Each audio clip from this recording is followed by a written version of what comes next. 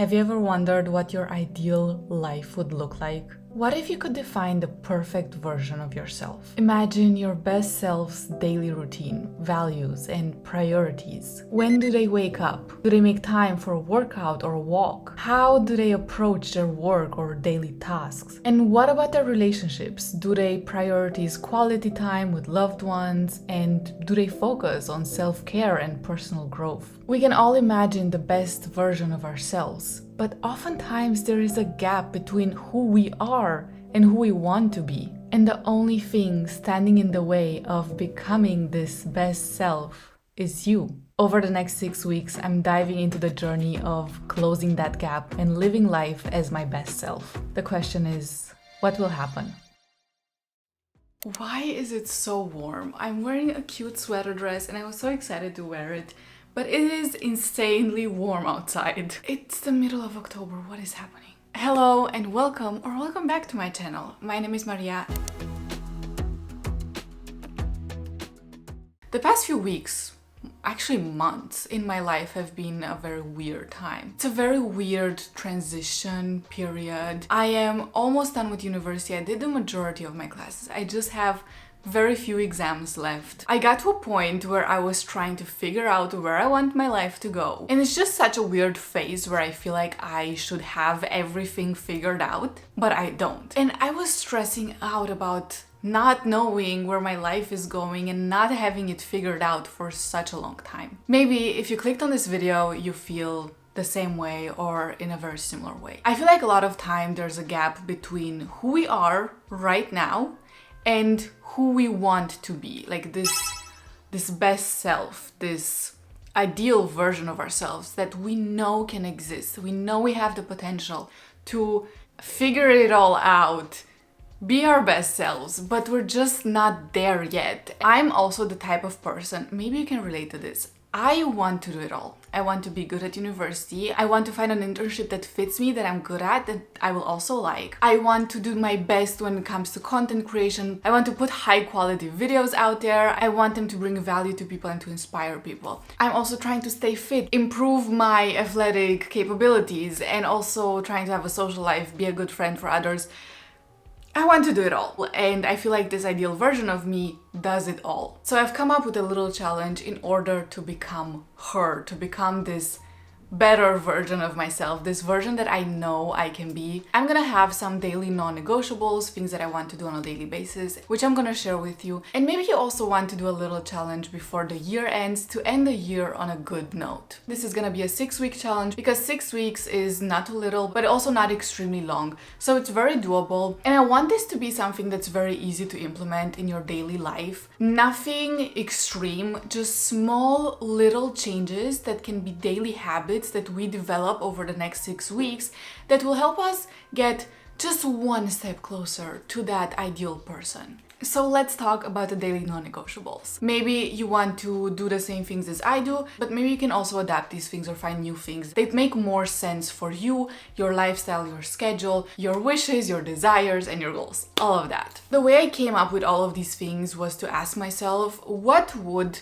my best self, the ideal version of myself, this more productive, more active, more organized version of myself, what would that person do on a daily basis? Because I truly believe if you have the habits of the person you want to become, you will become that person at some point. That's just how it is. So let's get into it. First of all is something a little bit tricky, which is waking up early. I'm not gonna say I'm gonna wake up at 5 a.m. every single day. I'm just gonna say I'm gonna wake up early enough every single day to have time for a workout if I want to do a workout before I have classes or before I have any other commitments. I want to have enough time to get ready for the day, to have time for a little morning routine. 5 minutes of journaling, that type of stuff. It doesn't need to be a lot, but I do not want to wake up 5 minutes before my first commitment and just get out of bed and jump straight on a Zoom call. I just know from experience what a big impact it can make if you have enough time for yourself in the morning. My entire first 2 years of university were during the panini time, you know? the Rona time, when Miss Rona was roaming around, and I would literally wake up 5 minutes before my class and I would do nothing the entire day. Sometimes I would watch my class while still sleeping. I would just turn on the lecture, put it next to me, and then continue sleeping. And I know that that person that I used to be that had these habits, it really wasn't the best version of myself. A year and a half ago, I actually started trying to wake up earlier, trying to make time for myself, building a morning routine, and that has helped me so much. It has made such a big difference in my life. The last few weeks and months, I feel like I've been slacking. It's also been the summer holidays. I was just working from home a lot. I maybe had too much flexibility in my daily routine, and I would just sleep in. Waking up early enough to have time for yourself, to have time for the things you want to do before work, before uni, before any other commitments, is a big game changer. And it's something super individual. You need to find the time that suits you and your lifestyle.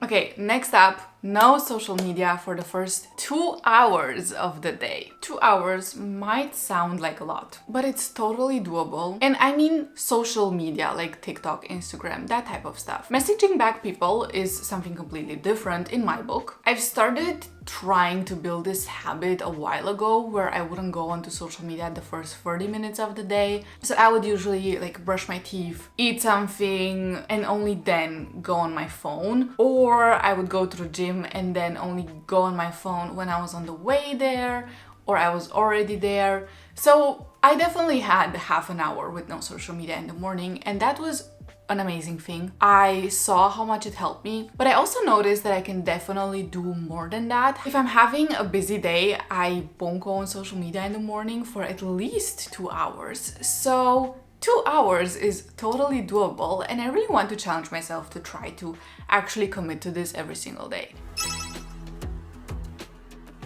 Third one is go to the gym. I want to go to the gym 4 times a week and 1 time tennis. I've been slacking at the gym. I absolutely love going to the gym. It has so many both physical and also mental benefits. I would say it's one of my best habits, but I've definitely been slacking lately and I can feel it. I just came back from the gym a few hours ago and I just noticed I am not as strong as I was before summer vacation, which is totally fine. I traveled a lot, I had a lot of uni commitments. Those things were just more important at that time than going to the gym, but I definitely want to make going to the gym a priority again. So I will have a little gym reset. I will plan out my workouts again. I will try to track my workouts so I can really see my progress. I also want to get back to consistently posting my workouts on Instagram and TikTok. So if you're interested in that, follow me there. That's also where I post daily stuff. In my opinion, also, the winter arc from October up until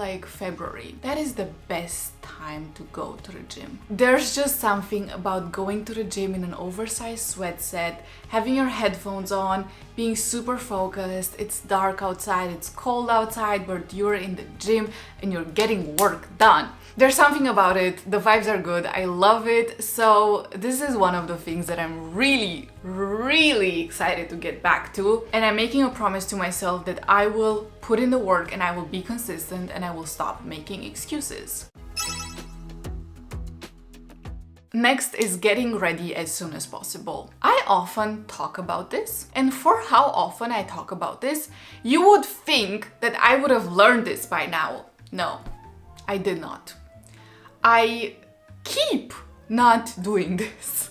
It's horrible. So because my schedule is in a way that I can do a lot of things from home and I don't necessarily need to leave the house at least half of the week, I usually spend those days in my pajama the entire day. Or I change into joggers. Nothing wrong with staying in your pajamas or joggers or whatever. It's comfortable, it's amazing. However, I know that I am more productive, I feel more put together, I feel more organized, I feel like that woman, that best version of myself, when I am actually dressed. Putting jeans on instead of sweatpants makes such a huge difference. And I need to be more consistent with getting ready even if I stay at home, just because I know that it makes me feel different. I'm not doing it for anyone else, I'm doing it for myself because I know that it helps me. If I don't go to the gym in the morning, I'm gonna get ready within an hour of waking out. of waking up. This would allow me to eat breakfast, read a little bit, journal a little bit, all of that while still in the comfort of my pajamas, but then I will get ready. If I go to the gym, I shower afterwards anyway, so I will get ready immediately after showering.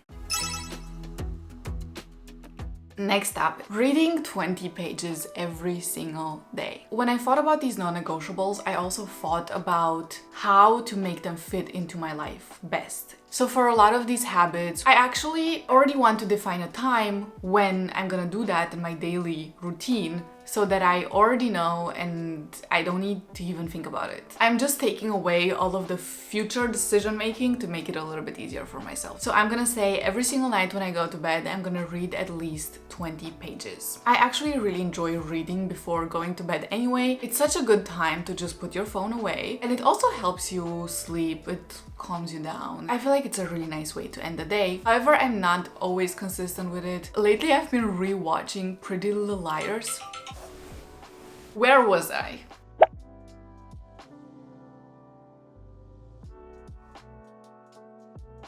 Now, on to one of my favorite topics. Healthy eating. I study nutritional science. What is the definition of healthy eating? Everyone defines it differently, so I'm gonna define it for myself, what I consider to be healthy eating. I feel like food should always be balanced. You should definitely keep in mind that it's good to eat vegetables, fruits, fiber, get enough protein, don't forget about healthy fats, eat enough carbs, all of that. Balance is the way to go when it comes to healthy eating. And with being a little bit more serious at the gym, I also want to be a bit more mindful of what I eat. And I thought about how to define what I want to do, because I do not want to go on a diet. I don't want to call it a diet. I don't want to have any rules surrounding food, because I just don't think that that is ideal. What I think describes what I want to do best is the 80-20 rule. So about 80% of the time I will eat meals that I have prepped or I have at least planned before, that are balanced, that would be considered healthy, but I will definitely also eat things I just want to eat because they're good. Doesn't matter if it's snacks or ice cream, pizza, burgers, absolutely doesn't matter. Water. Maybe you've noticed that a lot of these goals are not really focused on outcomes. Like, I'm not gonna say I want to drink 2 liters of water every single day.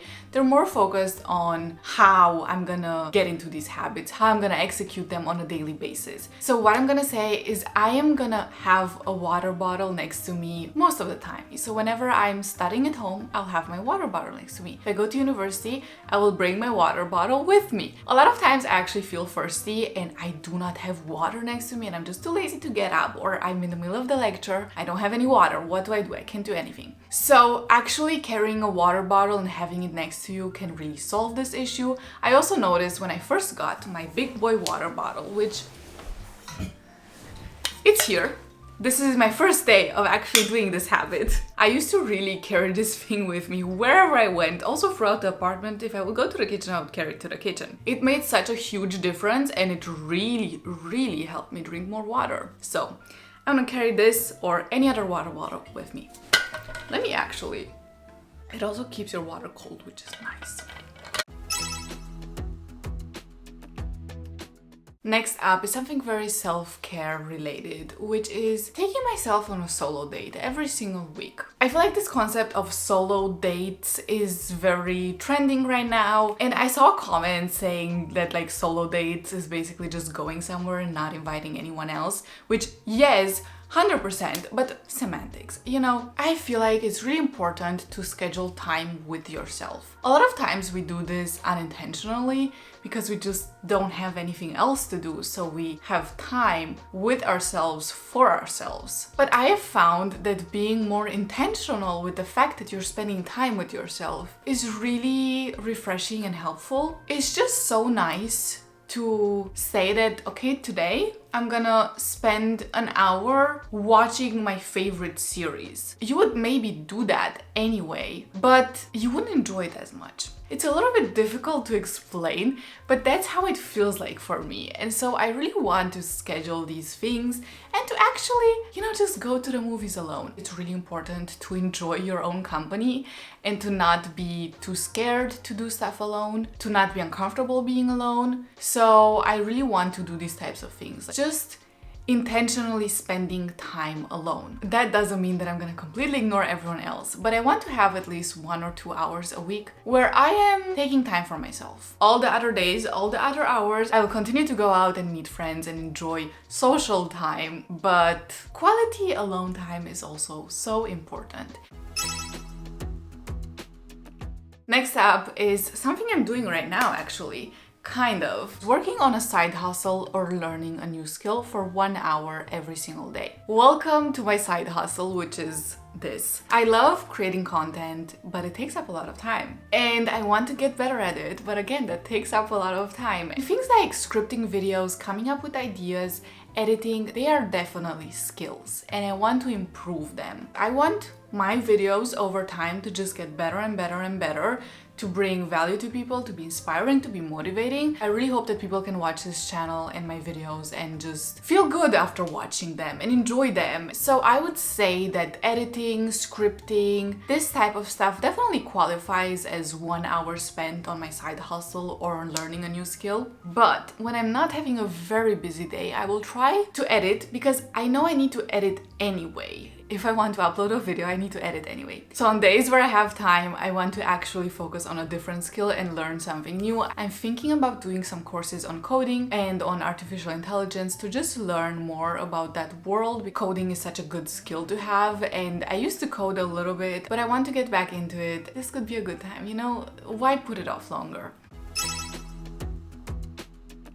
Meditating and daily journaling. These are two things that I know help me so much. They make me feel so calm, so mindful. They just improve my day. But I do not do them daily, and I don't know why. It would literally take me 10 minutes to do both. So what I'm gonna say is I want to do at least one of them every single day. I know that they are not the same thing. The outcome is a bit different, the thing that you're doing is a bit different, but for me, they're both mindfulness practices. So I'm gonna do just one of them every single day. I will pick and choose depending on what I feel like doing, and I will do that until I actually have hopefully made a habit out of journaling or meditating, and then I can start doing both. We'll see. But for the next 6 days, it's either journaling or meditating once a day, at least 5 minutes. You cannot tell me I don't have 5 minutes in a day. There's no way. And I will do this either in the morning, during my morning routine, or in the evening.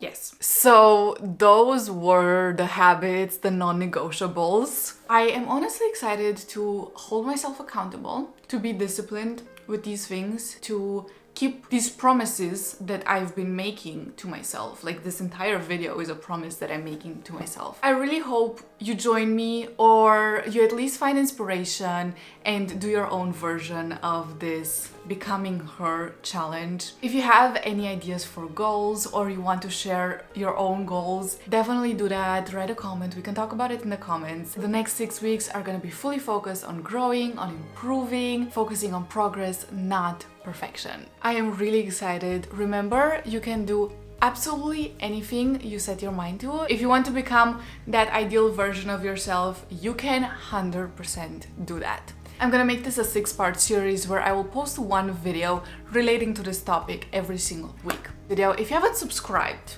what is happening? Why are you not subscribed? I will see you in my next video. Bye bye.